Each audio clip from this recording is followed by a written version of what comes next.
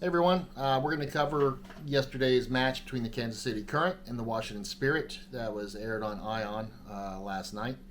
And the build-up this week was pretty good from the league and from everyone else. It was a match that was going to be highly anticipated, including yours truly. In fact, I did a little video about the preview, wondering what the options that Spirit would take in this match.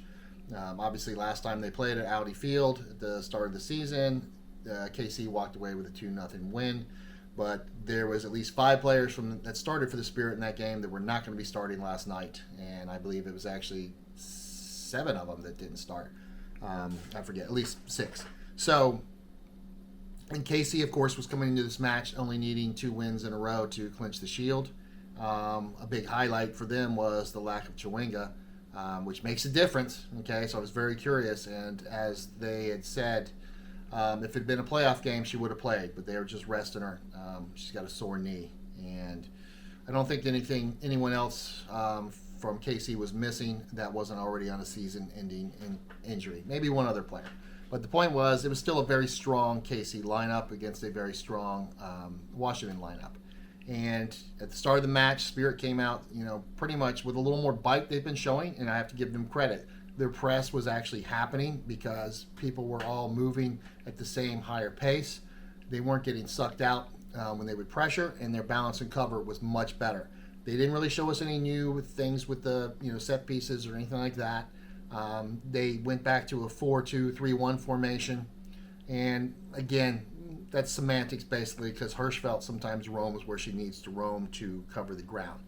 And I thought she was having a very good game, and it's a shame that she got a second yellow card. That second yellow was totally justified, but that first one she got with the collision with Casey's keeper, I thought was a load of bunk. I was very soft. I mean, she was pulling up. If she hadn't pulled up, I get the card, but she was pulling up. And that kind of foul against you makes you want to think next time, well, I just won't pull up, and we'll see what happens.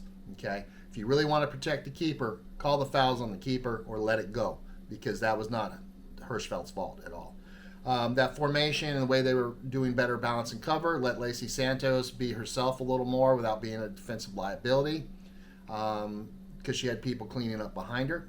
It was nice to see Trinity basically go 90 minutes again. She came out in the 90th when it was still 0-0. What impressed me the most was that possession-wise, the Spirit were trying to do something very positive, not just sit on the ball. They were trying to attack, but they were basically using their same tactics, just being better at them. In KC, let's be honest and fair, without Chawinga as a different team. They were still strong, but they didn't have that dynamic force just running loose up top.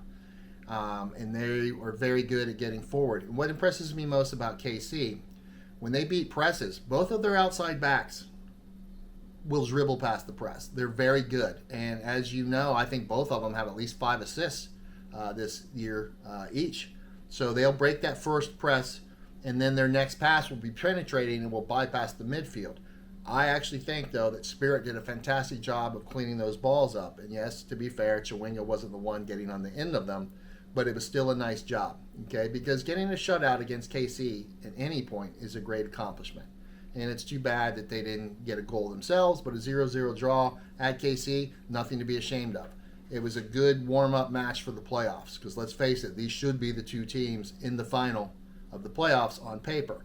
Now, I think the match was just a little bit drab as far as offensive statistics. I think the first corner didn't come to like 35 minutes in, but then corners ended up being fairly high. I had some notes here on that of where it was. I can't remember, but there was a decent amount off there along the way. Shots ended up being 8-11. Spirit only had 8, but they did have 3 on goal. KC only had 3 on goal. And crosses were, KC was whipping crosses in, but with Mickey Owen in the middle of your field and Morgan having a very good game, I thought, because she is tall and good in the air, those were not going to be an issue. Offside were fairly even, wasn't too outbalanced and things like that. But most importantly, I think Spirit showed themselves that they can play with this Kansas City team. And even if Chawinga comes back, I think we're going to see one heck of a final if they both make it to it in the playoffs. So one more thing to worry about for Spirit is to make sure that they get healthier without dropping too much points and keep that second place. But getting the draw just postpones the inevitable for KC to clinch. They still need 5 points, and that's going to take them 2 more matches now. So Spirit bought another week, unless Spirit drop a game next week, which, knock on wood, they won't be doing. So now, passing-wise, Spirit had way more passing attempts.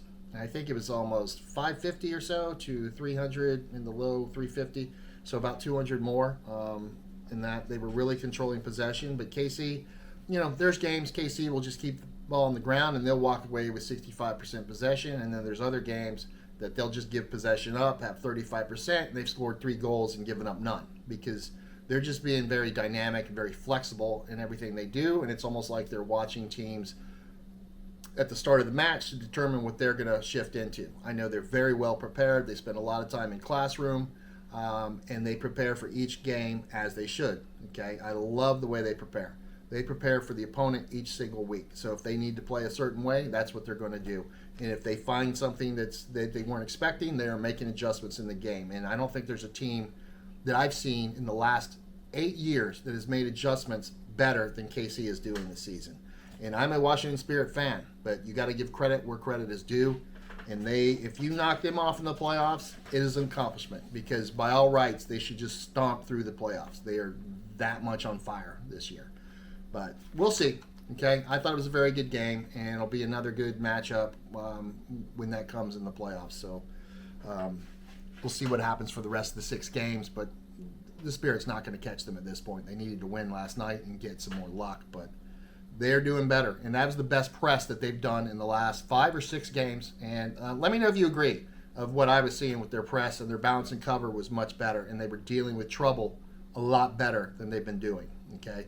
Again, getting a shutout against KC at home is fantastic, whether they have Chewinga or not. So let me know in the comments below.